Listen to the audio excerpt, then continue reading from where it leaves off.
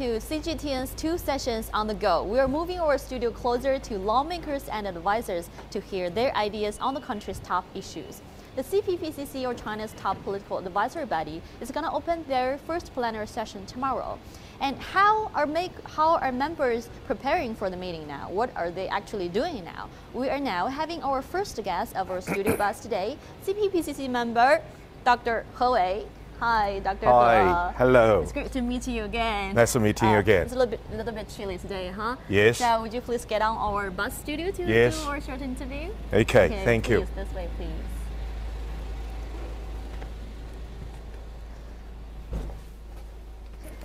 Take your seat, please. Thank you. Dr.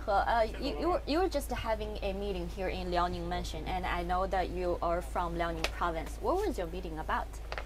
We're discussing about the proposals put forward during the meeting regarding the vitalization of Northeast China, especially for Liaoning. Liaoning Province? Yes. Okay.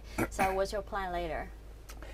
We'll return to our hotel before going to the preparative meeting this afternoon. So our studio bus can take you there too for your next meeting. Wonderful. This is a good experience. We're just ready now. Yes. Let's talk about, I know that Dr. He, you are just beginning your 3rd term as CPPCC member, and it'll be your 11th year of attending the 2 sessions. Yes. So over the years, your proposals were mostly focused on poverty alleviation, targeted poverty alleviation. Yes. Can you tell us about your experience in this area? You know, before we make any proposal, we usually go to the special district with a poverty county or even villages to have investigation. Talk to the farmers what the situation is and have evaluation, and we read a lot of references and form a certain kind of proposal from city, from province, and lately for the national meeting with CPPCC. Those are processes we make a proposal. And then during the meeting, we have this proposal during our discussions, assembly or small meeting discussions with all the delegates and with the government officers, talking about the proposal. And talking about poverty alleviation, I know you have spent a lot of efforts in this kind of area. I know that you were doing free surgeries for blind patients in the country's poorer regions. Can you tell us more about this kind of experience? Yes. We have done a lot of surgery for poor of the poorest, for the patients who are underserved in a special region or in a special situation for their poverty. We made a model to give the government a proposal, say how nationwidely we can have the best control of preventing and treatment of cataract. Like 70% of the poor cataract patients are living in the countryside. So the proposal taken from the government, they really made a big changing because they have 3 sessions cataract campaign, cataract-free campaign from the government suggestion based on the proposal we made. For my experience, giving a lot of experience and a lot of data while we do the charity surgery and treatment for the patients. We do very simply, we do Hamburg model comparing to the French meal model. The French meal model is for the people who have the money and enjoy the big meal. But in this case, it's not suitable for China. For China, a lot of farmers who their income is not good enough, or their medical service are not covered well. So they need primary education, primary screening for early diagnosis of it, and they need suitable treatment with a payable cost. So this is very large, like Hamburg. You pay less, but you have a large coverage. So how do you usually select the targets that you're helping? The local government knows who needs this help. They have a full list of it, and they can support us to collect those patients who need help. Were there any touching stories that when you're helping this kind of people, and over the last decade you were doing there are a lot of know. stories, but I can give you one or two. There's if you can see the photo from mobile, you can see a lot of photo, but I show you some photo like this. Oh, this this young guy. man, yeah. This young man. May I show this Yes, to of course. my audience? Yes, please. This guy, you can have a close up to this. Yes. His name is Yu Long. Yu Long. He's 27 years old now. And just 3 days before, he sent me a gift for the new year. One is they call big bone chicken. Chicken. A live chicken? No, it's processed. Okay. And a big case of eggs from the chicken. Okay. I got a surprise because 11 years before, I operate on his eye, and he dropped off the school and has no money to trade the eye, but we gave free surgery. But now he own a farm for. Look, those are the farm he has. The chicken farm. Yes. Okay. And they begin to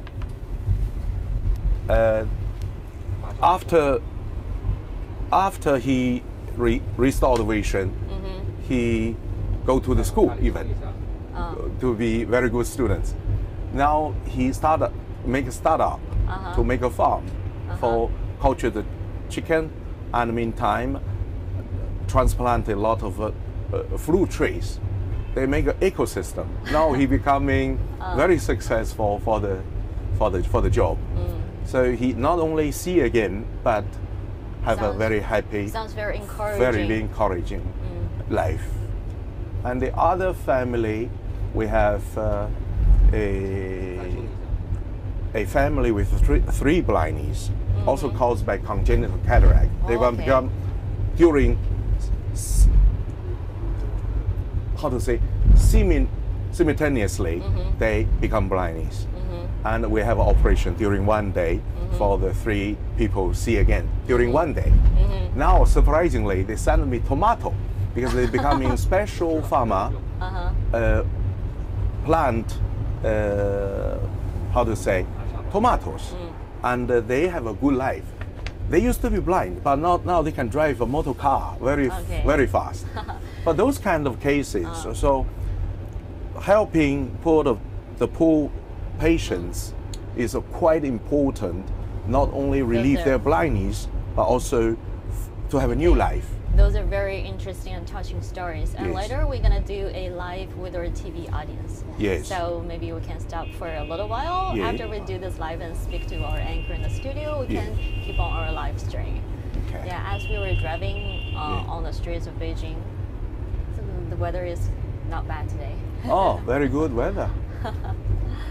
We're still waiting for a studio anchor to talk with me later, because we're gonna let the audience know we're doing this live and invite more audience to join our discussion. Okay. I mean, doing this for so many years, like over 10 years, means very big persistence and determination. Yes. Right? Yeah. I really enjoy this meeting year by year. I think it's a wonderful. I got a lot of response from not only Chinese but overseas friends. They also give very positive response. we're doing this live soon. Yeah. Let's wait for the anchor What in happened? the studio. The studio is going to talk with us Oh, later. okay. Okay. We can have a short while rest. Okay.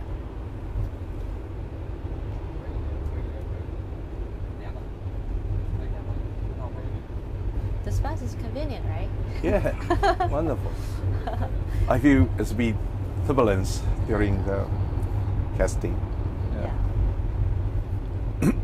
Okay. Zach.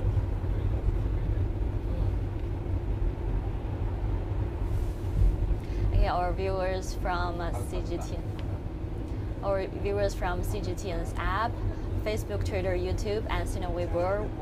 We are doing this live stream on CGTN's 2 sessions on the go. We are having our guest, a CPPCC member of China's political advisor, Dr. He Wei.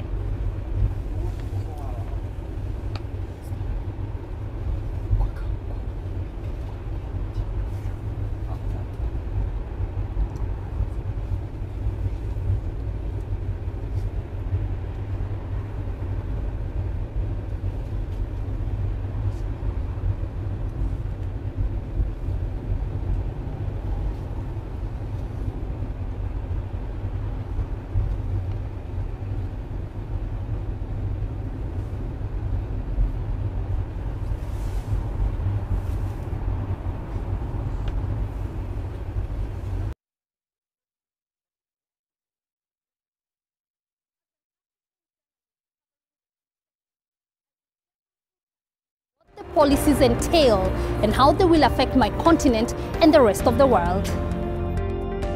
1.4 billion people heading in the same direction. How will the policies of the coming days keep the country on track? Controlling financial risk is most critical. Broadening anti-corruption is most meaningful. President Xi Jinping's vision for 2035 and for 2050 is most enduring. A team of journalists from China and around the world looking at critically important issues that will help define the 21st century. Talking with me about his experiences in targeted poverty alleviation. He also has very interesting stories while helping doing free surgeries for blind patients in the country's poorer regions. But Dr. He has a very tight schedule. He had just finished a meeting, so we picked him up there and do this interview while we're getting him to his next meeting place. So if you want to join our discussion, you can turn on Sina Weibo, turn on CGTN's app, Facebook, Twitter, YouTube, and ask him questions. CGTN's 2 sessions on the go will keep going now. Panda.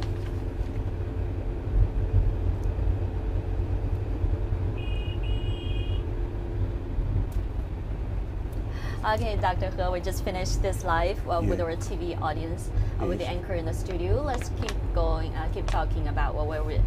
I know that you were talking about making proposals. You raise a lot of proposals every year. How do you usually write up your proposals? Usually we have we go to the site, the original site, to have investigation, to have interview with people who need help, or the focus for our target. And we go to the data center to collect data. We read articles, and then we have a group discussion for finalizing the proposal, and then bring it to the CPPCC annual meeting. This is the way we usually do. So people come to you to suggest that you might raise a certain problem to the government. You're right. Yeah, a lot of questions arise by the common people. And then we pick up the most presentative one to focus and finish the proposal, and then bring it to the national meeting to have a discussion. How often do you do this kind of survey? It's certain kind of daily base, but you take, how to say, we have a special investigation meeting during the year. And in the meantime, we use private time to have a certain kind of research and summarize written the proposal using our private time. Well, aside from doing this kind of survey and writing up proposals, what is your job like as being a CPPCC member? We have our duty. We have a regional delegation. We have our regional investigations, observations, and I have a national similar activities during the year by the organization of the Center CPPCC. So you go to, like we have a Northeast countryside poverty research team. We go there and have on-site observation and research. Well, so get the real data we have. You were mentioning poverty alleviation again. Yes. We know that China wants to get out people out of poverty by 2020. That's in less than 2 years. Yes. But official figures say that over 40% of people end up in poverty due to illness. Yes. So that's a very difficult problem. Yeah. What idea do you have in dealing with this? Yeah, I believe for process medicine, for the targeted poverty alleviation is the only way to resolve those 40% first. That's important because the most important burden coming from the poverty are the unis. A lot of people getting unis, getting poor because of unis, because they lose the labor capability. But meantime, for treating the patients, they can restore the poverty again. So this is very, very important. We have a lot of, the actual trial for relief the poverty by giving the process medicine services for the people who need most. We do our model for treating the most threatened blindness called cataract. We give them a free surgery and they can recover in 1 day. And then they can work next day. Those are very fast relief of blindness. Secondly is we use telemedicine for keeping the patients not going to the center city, spending a lot of money, waiting lots of time for either transportation and treatment. So what we're doing is using telemedicine to let the patients in countryside being diagnosed by the doctors, very high-level professionals using telemedicine. So that's save a lot of money, very fast resolving the problem. And when we find a certain number of patients locally, we use a local hospital, send our doctors, training their local doctor, meantime treating the patients. This is a model very efficiently for resolve this problem. Okay, so my last question.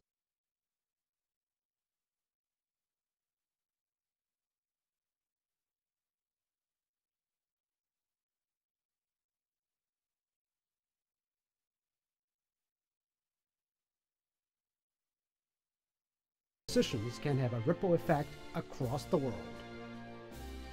Join us on CGTN for an insight look into the 2 Sessions 2018.